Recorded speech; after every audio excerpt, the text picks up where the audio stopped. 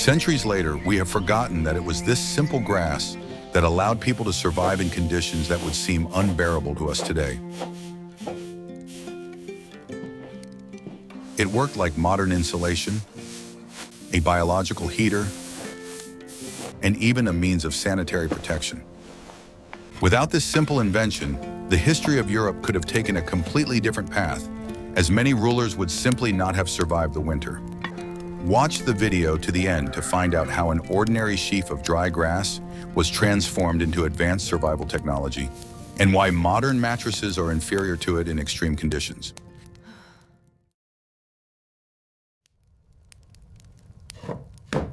What if I told you that modern home insulation technologies were invented long before our time and were used right in bed? The main threat in a medieval castle came not from the enemy army, but from the building itself. Stone floors and walls accumulated cold, turning the bedroom into a veritable freezer, even with a fireplace. The heat from the fire rose while icy air crept in from below, capable of draining all the life force from a sleeping person overnight. A straw mattress became the insulating layer that broke this bridge of cold. The secret lies in the unique structure of the straw stalk itself, which is a hollow tube. Inside each stalk is air, sealed by nature itself in an airtight cellulose shell. When thousands of these stalks are gathered together, they form a powerful air cushion that does not let the cold through. This is the same principle used in modern double-glazed windows and down jackets. Static air is one of the best heat insulators in the world known to man. Unlike fabric or wool, which could clump together and lose volume, straw retained its elasticity for a long time. This elasticity ensured a constant air gap between the human body and the icy bed. Even under the weight of a heavy warrior, a straw mattress did not sink to the floor, preserving precious centimeters of insulation. This was critically important, as contact with cold stone could lead to fatal hypothermia of the internal organs. People of that time understood perfectly well the difference between straw and simple hay, which did not have such tubular properties. Hay quickly absorbed moisture, rotted, and turned into a cold mass unsuitable for sleeping. Straw, on the other hand, thanks to its hard and smooth outer shell, repelled water and remained dry. Choosing the right material was a matter of life and death, not just a matter of comfort. Interestingly, the thickness of such a mattress could reach impressive dimensions, creating the effect of floating above the floor. The thicker the layer, the more reliable the protection against the piercing cold coming from the stone slabs. Rich people could afford to change the filling frequently, maintaining the maximum volume and elasticity of their bed. The poor had to make do with thinner layers, but the principle remained the same. This air mattress worked both ways. It kept the cold out from below and reflected body heat back to the sleeper. When a person lay down on the straw, it quickly warmed up from their body heat and began to work like a thermos. In conditions where the temperature in the room could drop to near zero, this property was indispensable. Without such energy conservation, the body would have expended enormous resources on heating, leading to exhaustion. In addition, straw bedding provided the necessary ventilation, preventing the body from sweating. Unlike animal skins, which could create a greenhouse effect, straw breathed, removing excess moisture from the skin. This prevented hypothermia caused by the evaporation of sweat in the cold, which was a common cause of illness. Thus, straw maintained an ideal microclimate around the sleeping person. In castles where drafts blew through the corridors, beds were often equipped with high sides filled with the same material. This created a kind of cocoon inside which a stable temperature was maintained. The person was literally buried in insulation, protected on all sides. This design was the prototype of the modern sleeping bag, only stationary. The effectiveness of this system is confirmed by the fact that it was used for centuries, despite the availability of other materials. Even when feather beds appeared, the base of the bed was often still made of straw. This shows that people valued the insulating properties of this simple material. They knew that the beauty of fabric would not save them from the deep cold of stone. Today, we spend huge amounts of money on high-tech membranes and insulation, trying to replicate what nature has given us. We are looking for ways to retain heat by creating complex synthetic fibers. But 700 years ago, the solution was literally underfoot, available to everyone. And it was this solution that allowed people to survive in the icy stone boxes we call romantic castles. Have you ever tried sleeping on natural materials, such as hay or fir branches? How different is it from sleeping on a modern bed? Tell us about your experience in the comments and be sure to subscribe to the channel. I don't think this straw is merely for sleeping, but layered thick like this, it holds the heat from the fire right. Ready to learn a secret that will make you look at the processes of decay in a new way? A straw bed was not just a passive insulator, it could also function as an active source of heat. Deep inside the tightly packed mattress, biological processes similar to those in a compost heap took place. The slow, controlled decomposition of organic matter released heat energy that warmed the sleeper below. It was a kind of medieval heated floor that worked without electricity or pipes. Of course, we are not talking about the rotting, foul-smelling mass that we usually imagine when we hear the word decomposition. The process was very slow and barely noticeable, but sufficient to raise the temperature inside the mattress by several degrees. For a person sleeping in an unheated room, those few degrees were the difference between deep sleep and shivering. The heat was released constantly throughout the night, creating a comfortable background. This effect was enhanced if the straw was slightly damp or mixed with certain herbs. Experienced housewives knew how to prepare the filling so that it would warm but not spoil too quickly. This required special skill and knowledge of the properties of various plants. The balance was delicate: too dry, cold, too wet, mold. In the winter months, when the castles froze through, such a living bed became a center of attraction for all the inhabitants. The warmth it gave off was soft, natural, and enveloping. It didn't dry out the air like an open fire and didn't create a risk of carbon monoxide poisoning. It was the safest heating system that could be devised at the time. Interestingly, this principle was used not only for people, but also for preserving food supplies. Root vegetables were buried in straw so that they would not freeze in winter, using the same heat emitted. People transferred this agricultural trick to their bedrooms, adapting it for their own survival. They literally used the forces of nature to combat the climate. However, such a reactor had to be monitored to ensure that the process did not go too far. Regular turning and airing of the straw allowed the temperature to be controlled and unpleasant odors to be prevented. It was a daily routine on which the comfort and health of the sleeper depended. Bed maintenance was an important part of household management. Compare this to modern electric blankets, which can overheat or short-circuit. The medieval system was self-regulating. When the straw dried out from body heat, the reaction slowed down. This eliminated the possibility of burns or overheating during sleep. Nature itself took care of human safety. The smell given off by the slightly heated straw also played a role. The warm, bread-like aroma created a feeling of comfort and satiety, which was important psychologically. In a cold, dark castle, this smell was reminiscent of summer and sunshine. It helped people relax and fall asleep, despite the howling wind outside the window.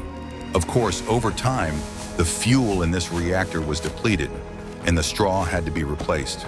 The fresh filling did not start working immediately. It took time to get going.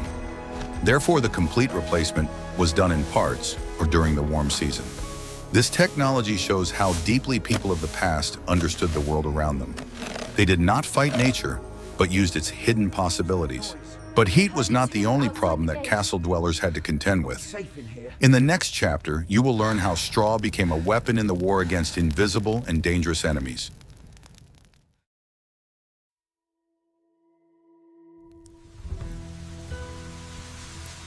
Want to know the secret that protected people from disease better than medieval doctors?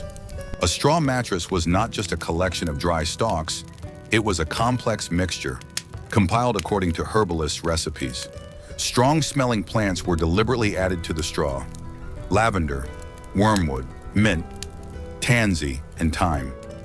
This was not done for romance or a pleasant aroma, but for a fierce chemical war against parasites. In the absence of modern hygiene, insects were not just a nuisance, but carriers of deadly diseases. Fleas and other pests could migrate from rats to humans, spreading plague and typhus. The essential oils released by these herbs acted as a powerful natural repellent. Insects could not tolerate the pungent smell of wormwood or lavender, and left the danger zone. Each plant in this cocktail had its own function and area of responsibility. Mint repelled rodents that might try to nest in a warm mattress. Wormwood was a universal poison for most small pests. Lavender calmed the human nervous system and was simultaneously unbearable for moths and linen insects. The composition of herbs depended on the season and the epidemiological situation in the region. During disease outbreaks, the amount of antiseptic herbs, such as thyme or rosemary, was sharply increased. People empirically found combinations that saved the lives of entire families. Knowledge about herbs was passed down from generation to generation as the greatest treasure. Such a mattress was much more effective than attempts to wash stone floors or fumigate rooms with smoke. The herbs acted locally, protecting people precisely where they were most vulnerable, in their sleep. Insects simply could not overcome the barrier of death created by essential oils. It was a passive but extremely reliable defense. Moreover, some herbs, such as chamomile or hops, were added to improve the quality of sleep itself. They helped combat insomnia and anxiety, which were common in harsh times. Deep sleep, in turn, was the key to good health and endurance. People woke up rested and ready for hard work or battle. Modern research confirms that many of the plants used at that time do indeed have insecticidal properties. What we now consider folk medicine was then cutting-edge biotechnology. People did not know chemistry, but they knew the result very well. Their survival depended on observation and knowledge of botany. Even as they wilted and dried out, the herbs continued to release phytoncides, suppressing the growth of bacteria and mold inside the mattress. This prevented the development of the putrefactive processes we mentioned earlier. Thus, the herbal additives prolonged the life of the straw base itself. This smart mattress system with a biological protection function was available to everyone, from peasants to kings. The only difference was in the exotic nature and cost of the added ingredients. But the essence remained the same. Sleep must be safe. If you like the idea of natural protection, don't forget to like this video.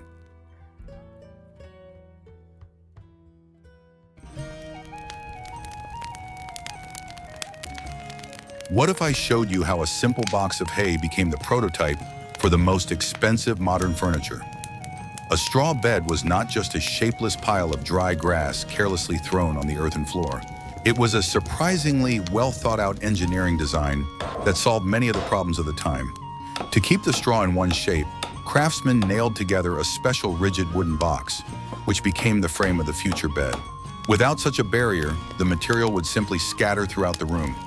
This box served a vital function. It prevented the straw from spreading out under the weight of a person lying on it. Thanks to the rigid walls, the filling retained the necessary density and height of the mattress throughout the night. In essence, it was the ancestor of the modern bed frame, without which sleeping would be hard and uncomfortable. The sides of the box played an important role in retaining precious heat, as we mentioned earlier, but their usefulness was not limited to that. They also helped to form the correct geometry for healthy sleep. The straw inside was packed very tightly, creating a flat but sufficiently pliable surface for the back. It was not a chaotic pile of stalks, but a clearly structured bed.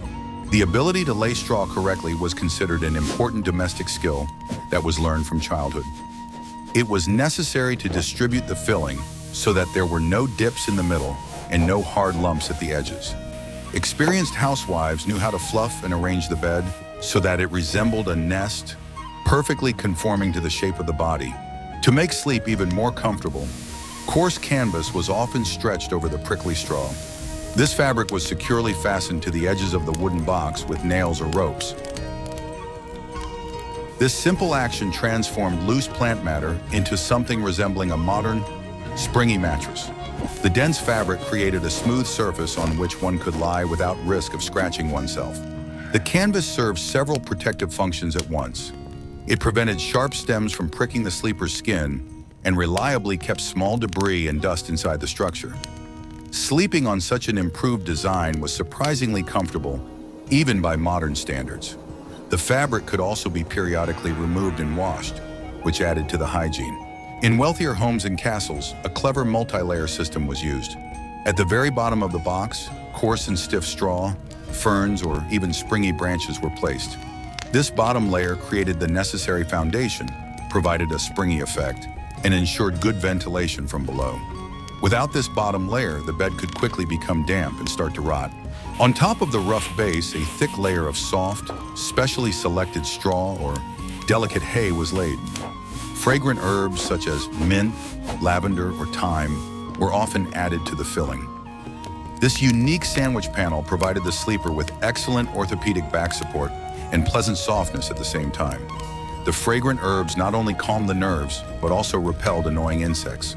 A special place in history was occupied by the so-called box beds, which outwardly resembled a massive wardrobe with doors. Inside such a wooden cabinet, soft straw padding was reliably protected from icy drafts on all sides. This was a real salvation in an era when central heating did not exist and castles were blown through by the winds. A person would literally climb inside this wooden box, close the doors tightly behind them, and find themselves in a completely isolated microclimate.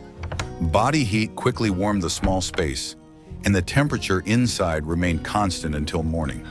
In such a closed wardrobe, the straw remained dry, warm, and suitable for sleeping for much longer. The height of any bed at that time was important not only for keeping warm, but also for basic safety. Raised above the ground, the box served as reliable protection from small animals that roamed freely on the floor at night. Rats and mice were frequent and unwelcome guests in dwellings of all wealth, from peasant huts to castles. The high, smooth sides of the wooden box were a serious obstacle for rodents, which was not so easy to overcome. People slept in relative safety, elevated above the floor in the habitat of pests. In addition, the coldest air always accumulated at floor level, so sleeping higher up was simply warmer. Thanks to its simplicity of care, the bed was not a static monument, but a dynamic system that was adjusted every day. If the filling became too dirty or started to smell, it was simply thrown away and replaced with fresh filling. This made such furniture incredibly hygienic compared to the modern mattresses we use for years.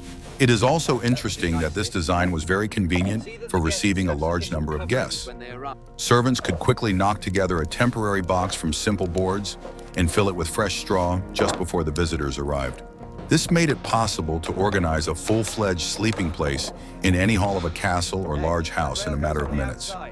Modularity and ease of assembly made this furniture ideal for the medieval lifestyle. Even in luxurious royal chambers, the bed base was often simple straw, although it was hidden from view. Expensive silks, velvets, and furs were thrown over the usual dry grass, creating the illusion of incredible luxury. However, kings and queens understood perfectly well that cold gold and hard precious stones do not keep you warm. On cold winter nights, it was straw that provided the warmth that was necessary for everyone, regardless of their title. The rich exterior decor changed depending on fashion and the wealth of the owner, but the inner essence remained unchanged for centuries. Comfort was provided by nature, and status was demonstrated by fabrics. Thus, a simple straw bed in a wooden box was the pinnacle of rational design at the time. It combined a minimum of available materials, a maximum of useful functions, and complete repairability in all conditions. But was all straw the same? In the next chapter, you will learn how a bunch of grass could determine a person's status.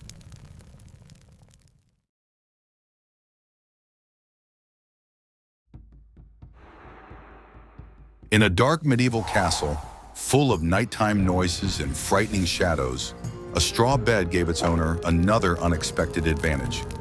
We are talking about a built-in sound warning system provided by the very nature of the material.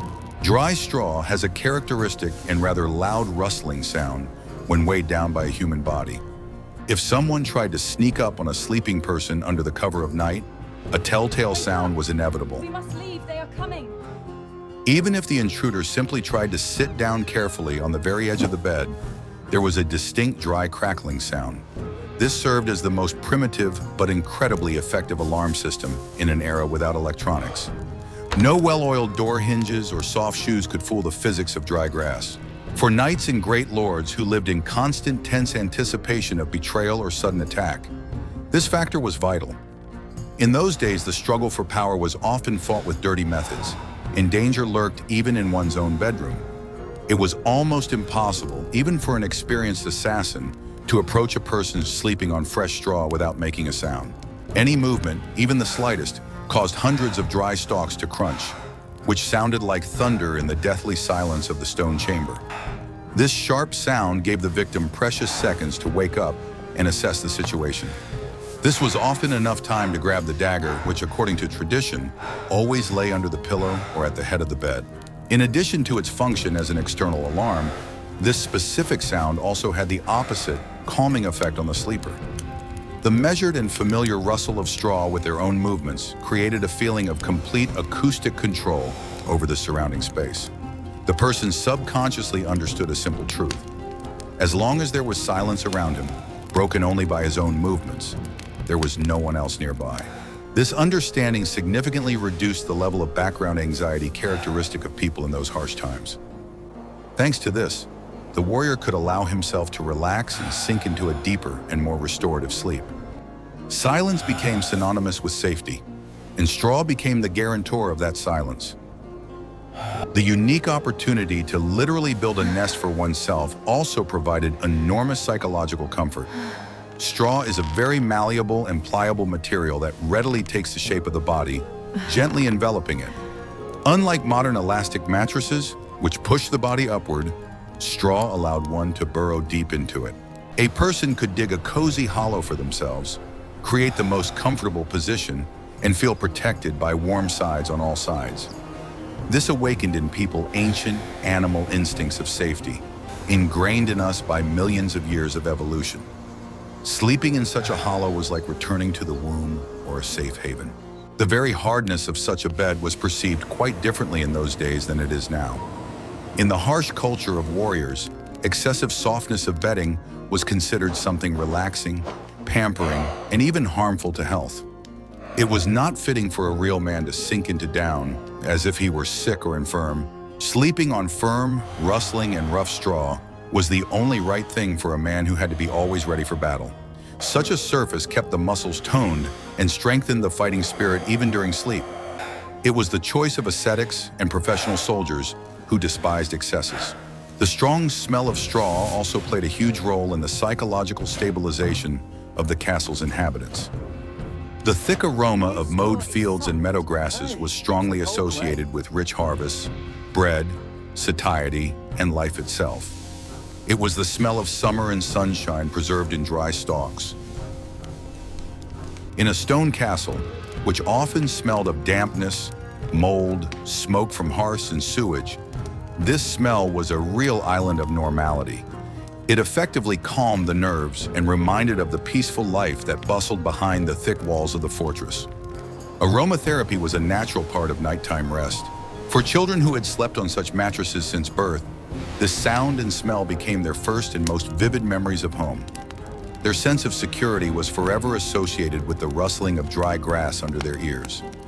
The tactile sensations of the rough fabric of the mattress cover and the prickly stalks were familiar and dear to them. This shaped a special perception of comfort in medieval people, very different from our modern understanding. Even the creaking of a wooden box tightly stuffed with straw was an integral part of the soundscape of the night. These sounds were a kind of language of the home, understandable only to its permanent inhabitants.